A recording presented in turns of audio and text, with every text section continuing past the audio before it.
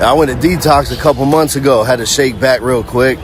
And no, my wife did not bang the trainer. She banged someone I was training.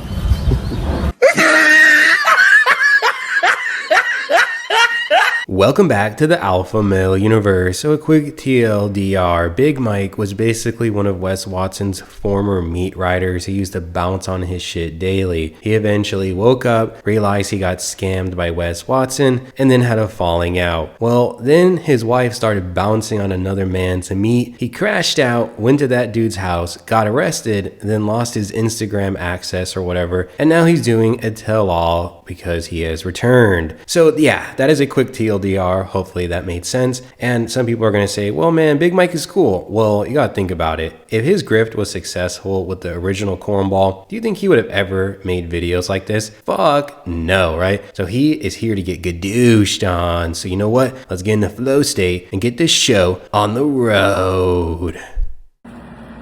Good morning on this beautiful Saturday. Listen, man, I've been off here for a while. And I know now more than ever, probably, since I came back on, there's got to be a ton of questions. So we're going to go ahead and bust down a Q&A.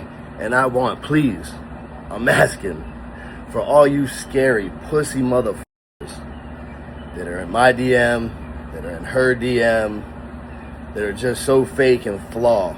We're opening up a chance and opportunity right now for you to ask anything you want. And as long as you have the nuts to ask whatever it is you want to ask, then I'm going to answer it truthfully, thoroughly, and perfectly. Put your questions up there. Let's go. I've never understood why these AMU characters that we cover always think that they can intimidate people over social media. Like, imagine waking up and thinking you're gonna scare someone on an Instagram story. That shit is so fucking corny. And maybe it's like an age thing. Maybe because these people didn't grow up playing Xbox Live or something. They have no idea what it means to be rage baited, trolled. They take everything too seriously on the internet, and so that's why they behave the way they do. If you're someone who is older, I don't know, consider commenting down below and providing some perspective, because I have no idea why these guys continue to think that they can intimidate the internet. Thoughts on Wes. So just like anybody else, there's a good person inside of Wes. There's a person that likes to do shit for people, that gets pure joy out of that. There's somebody who's very knowledgeable. But Wes, although as much as he preached about personal development, is somebody that was truly unhealed. He wasn't healed. He is like textbook fucking narcissist, not being able to control Angie, not with money, not with muscles, not with looks, not with materialistic shit. He could not get her to conform. And being as much of a narcissist as he is, that led him back to drugs and alcohol, and then you watch the downfall. You know, and that narcissistic shit and not being able to control women is what got him in the motherfucking mess with Megan as well.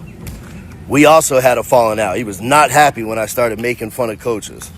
So there is an ongoing conversation here in the AMU, and it has to deal with redemption. Can someone turn their life around even though they were grifting and finessing people, being a life coach? And honestly, I don't have a good answer to this. I really don't, because I do believe in redemption, but I also have to consider the harm done. And you have to understand that Big Mike was doing this shit for over a year. He's going to talk about later how he gave thousands and thousands of dollars to Wes Watson, and it turned out to not be worth it for him. But he probably would have still done the life coach bullshit if he was making a good amount of money. Now, he probably picked up a client or two, and karma does work its way around, because then eventually someone who he was training ended up beating up his wife's cheeks. So that's pretty funny, right? So I guess he did get his justice in the end. But yeah, I really don't have a good answer to this. This is something for you to dwell about, and let's continue on.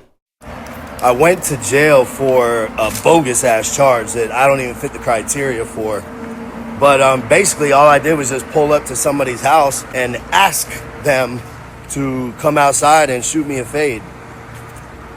And, you know, they didn't, and instead they called the cops, and then the cops hit me with a, you know, like a bogus charge that I don't even fit the criteria for. So, yeah, in the process of fighting that right now. I find it funny how all of these goons in the AMU that used to meat ride all the time in Brickell, Miami, they all got clapped, man. Like, think about it. Cream pied Clinton die. He had to move to San Diego. We'll never know what ended up happening with him and Wes Watson. He never told really anyone why he just bounced out of there. I'm sure someone will get an interview with him one of these days and we'll talk about it. And then Big Rob, Dumbbell Rob, his shit didn't work out for him. And there's so many other people. And Big Mike, basically, all that he ended up with was that he got divorced, he got clowned on, and then he ended up picking up a charge. Now, I understand it's probably instinctual to want to beat someone's ass after you found out they clapped your wife's cheeks, but your lady was a skunka and you're just gonna lose more than what it's worth. So hey man, if your wife ends up cheating on you, then don't make it worse by catching a charge. She's not worth it, and it's better to have your freedom. When I initially signed up with Wes, I paid for the 6-month program, $12,500. And then he got me to pay $5,000 to go to one of the masterminds instead of 10. So yeah, fuck dude, fucking 17 and a half invested, and no, it absolutely wasn't worth it. I thought being around him and him posting me, putting me in his story and shit would bring me a lot more followers than it did. Honestly, I gained traction on my social media more for just my posting and running ads and shit. Could you imagine spending $17,000 and thinking that was going to make you world famous at being a alfalfa male life coach? This is why I have no remorse for characters like this. If the $17,000 paid off, you would not be hearing him say anything bad about Wes Watson. He really won it, right? So, should I have sympathy for him? I'm going to say no, right? And you know what? It's really funny to see how a lot of the people who were considered in the inner elite circle have turned their backs on Wes Watson. The whole idea that they were a family was the funniest, corniest shit ever from the beginning, and it looks like it's all fallen apart. Yeah, see, that's the thing. I don't glorify being on an ankle monitor. But what I do is I don't hide the shit that I'm going through like everybody else in the fucking world. Like all the fake ass people that just want to post the happy shit. Oh, I'm up. Oh, our marriage is great. Oh, our relationship's phenomenal. Oh, I'm perfect.